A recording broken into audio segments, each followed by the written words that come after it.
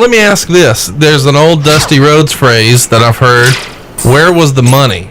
Where was the money in this? Business didn't go up, business went down, and yet you still defend it. Yeah, I will. Because the reason that business didn't go up had nothing to do with this storyline, despite the fact that that's what guys like Brian Alvarez and Dave Meltzer and everybody else that you get your information from thought at the time. The reason that business didn't go up is because Time Warner, AOL executives, Time Warner primarily at that time, wanted a family-friendly, PG-rated show.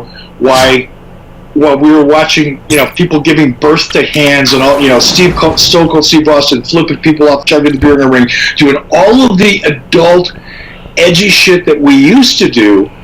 They were turning up the gas on that content that appealed to the audience that we used to have while we were trying to be sanitized for television.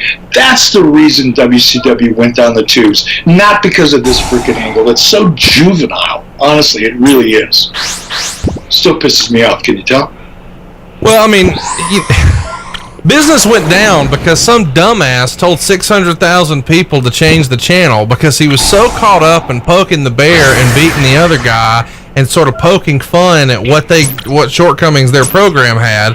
He was focused on that instead of the inconsistent bullshit he was putting on the screen here. That's my opinion, and it's actually not my opinion, it's a fact. 600,000 people changed the fucking channel because you swerved them by saying, we're gonna give you Goldberg and Nash. No, fuck that, we're not doing that. But hey, there's a title change on the other channel, and everybody left, and you're like, it was fine.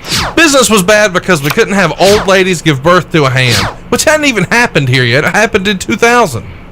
Well, Mike Tyson had happened, everything. You know what I'm talking about. You can pick it apart, and you're right.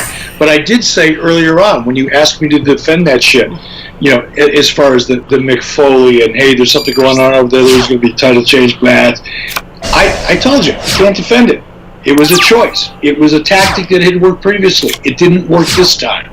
My bad. Not trying to defend that. Well, putting words in my mouth. Let's talk about the silly shit that Nash tries to use as an excuse. And for the record, Nash is the most charming, intellectual dude in the history of wrestling who can convince you that anything's a good idea. So I get why he was in this spot and how everybody put him there.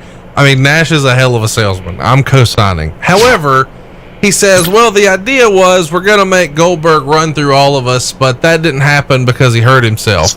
Well, that fucking injury happened in December of this year. So that narrative is off base.